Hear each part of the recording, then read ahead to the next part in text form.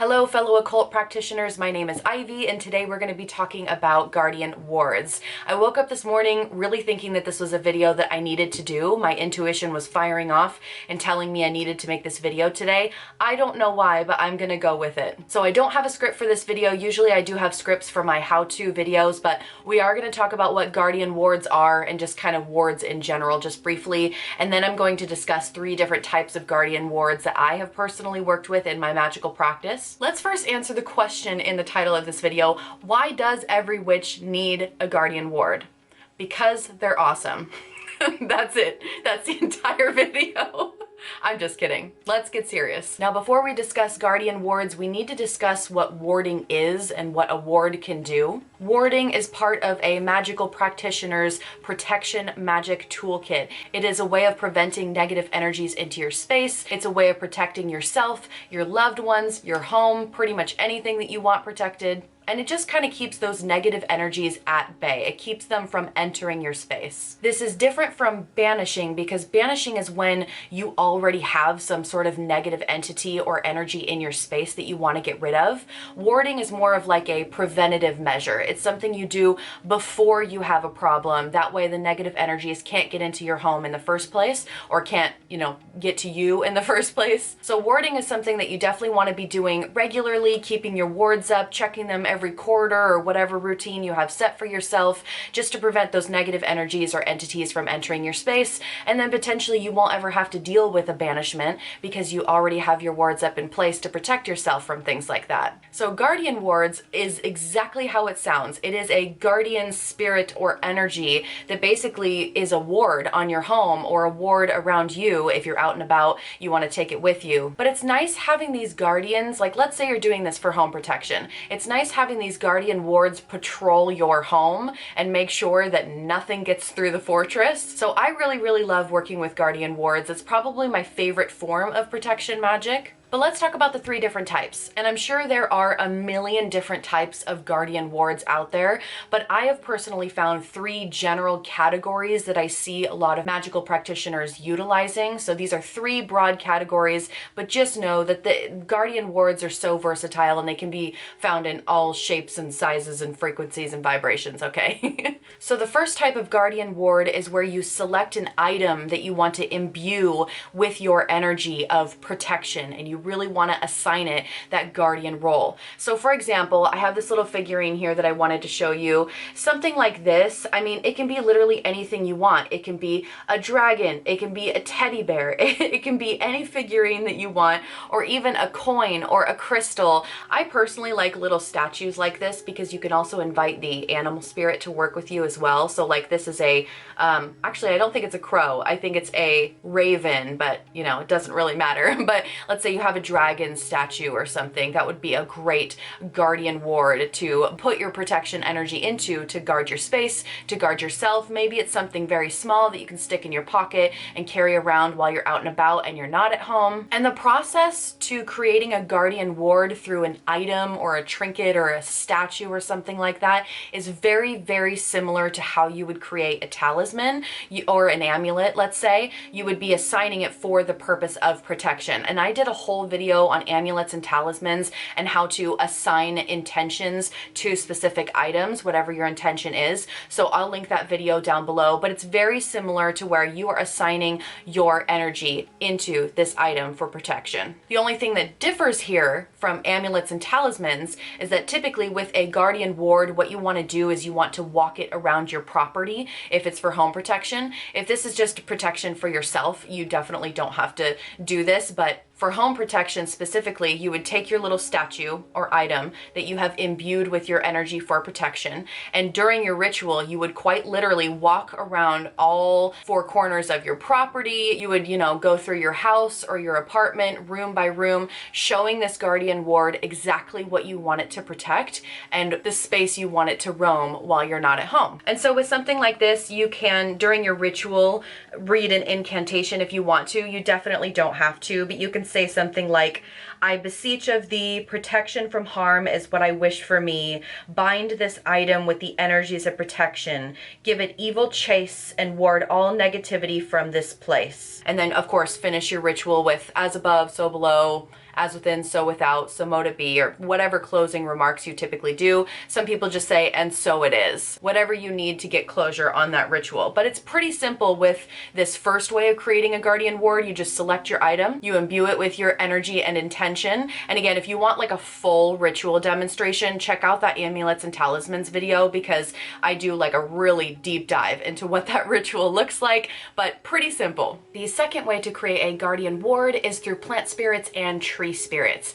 I did do a whole video on plant spirits and tree spirits and how to develop relationships with your plant allies, so I'll link that video down below, of course. But after you've developed a relationship with, say, a house plant in your home, or a plant that's growing in your front yard, or even a tree that's growing in your front yard or your backyard, you can develop these relationships with those plants and then ask them to be your guardian wards. So let's take a tree, for example. You have a tree in your backyard, you have spent some time developing that relationship with it, you have given offerings, you've done meditations with it to meet its energy, and during one of your visualizations or meditations with the plant spirit, or tree spirit in this case, you can ask it if it will be your guardian ward. And if you feel intuitively like there is a yes happening there, then you can go ahead and proceed, of course, with the guardian ward relationship. You can talk about what you would like that guardian ward to watch over, just your backyard or the house too, you know, whatever. But if you feel intuitively, and see, this is the tricky part. This gets really tricky, because you're going to have a good relationship with your own intuition and being able to tell what a yes and what a no is. And nobody can say that definitively but yourself. So if you're meditating with that tree, you're asking it to be your guardian ward, but you feel like something's off, or there's just not necessarily a no answer, but it just doesn't feel right, I would advise you to spend a little bit more time developing that relationship with the tree or with the plant, and then try again at a later time after you've already established a routine of taking care of that plant, of giving offerings, of spending time with it in nature, etc. But one thing that I have done myself, and I've seen a couple other practitioners do, is they will create wards similar to method 1, where you're creating it from a figurine or an item or a trinket or something, but you create it out of sticks. I'm going to try to explain this properly. Every time I try to explain it to somebody, and it sounds like the Blair Witch Project, but you take these sticks and you tie them together and you can create sigils or symbols out of these sticks. So let's just say you go in your backyard, you find a bunch of sticks, and then you glue them or tie them together in various different patterns. Like, for example, here are some sticks that I found on the beach. So you could create a ward by tying them together like this, or gluing them together like this.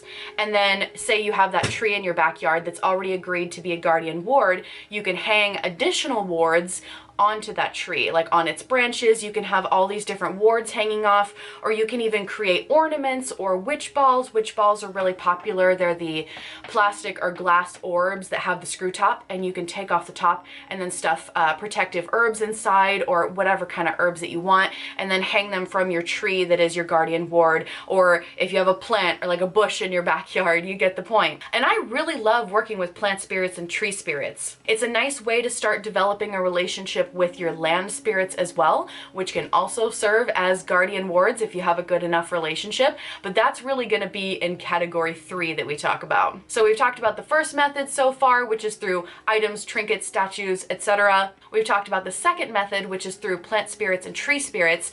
This third method is through magical entities and or spirits. This is another category of guardian wards that I see used quite frequently across a lot of different magical practitioners. So you might find people using land spirits as their guardian wards, and land spirits are their own separate thing. They're their own magical entities or spirits, however you want to look at that. There's also dragon magic that's in this category. So people who work with dragons, which I personally don't, so I'm not really going to speak to that practice too much. But if you do work with dragons, your dragon is a magical entity that can serve as a guardian ward, either on yourself while you're out walking about during the day, or on your home for home protection. Servitors are going to be in this category as well, and that is what I use the most. Out of all the different methods for guardian wards, I use servitors the most. I find that it's the most effective. and I've said this like a million thousand times in my videos, but in case you missed it, a servitor is a magical entity created by the magical practitioner, and it's similar to a thought form. It is this entity that's like a servant. You assign it a task, and then it carries out that task for you. It does not have emotions, it's not your companion, it is simply a servant thought form that completes tasks that you set for it. So they're really great as guardian wards. So for my personal practice, which I'd like to talk about a little bit more because I always feel weird talking about practices that I don't personally partake in. I think it's important for us to share our own experiences. But when I'm working with servitors, I have one long-standing servitor that I use for home protection, and it patrols my property 24/7. And I have it almost as like a dormant status, and it only activates when there's a specific threat. So if you are interested in servitors, I did do a video on that. I'll link it down below in the description box so you can see how to officially create a servitor, because there's like a whole process to it and it can be really complicated sometimes. So I will link the video below. I don't want to put it in this video, otherwise this video will be way too long. But after you've created your servitor for personal protection or home protection to be your guardian ward, you would, similar to the first method, you would walk it around your property, or if it's just you don't necessarily have to walk it around yourself, but you would go from corner to corner of your property or in your house or your apartment like method 1. You would go through all the different rooms and show that servitor exactly where you want protection. Show that servitor all the windows and all the doors, all the exits. You get the idea. And it's great because you have this magical entity that patrols your property. You don't really have to worry about negative energies or entities entering your space. But let's talk a little bit about maintenance, because there's always going to be a little bit of maintenance with spell work, especially if you have a guardian ward that's going to be long standing and you want it to basically guard your stuff or guard you forever. And by the way, I didn't mention this earlier, but you can also create guardian wards around your children. If you have children or somebody that you love, you can create through method 1 a little item or trinket for them to carry around. So you can really protect pretty much anything that you want. But maintenance, right, that's what we're talking about. So you really want to be refreshing these guardian wards ever so often. And there's not a hard, fast rule of you need to do it on this day, of this hour, of whatever. So definitely look into magical timings yourself and see what time works best for you. For me personally, I find that every quarter seems to be the perfect amount of time. So every 3 months, I will refresh all of my magical wards,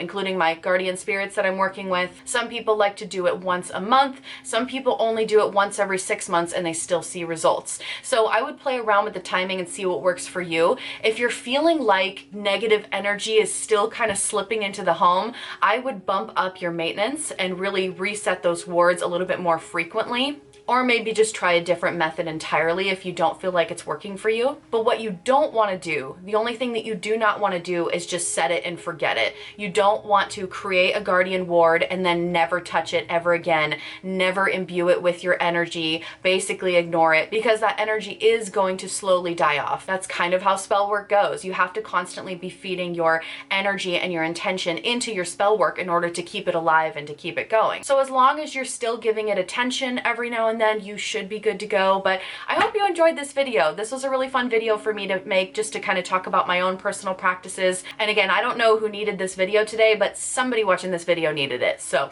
I'm just gonna go with the flow, universe. Anyways, thank you so much for watching. I hope you have a blessed day. I'll see you in a video very soon. Bye.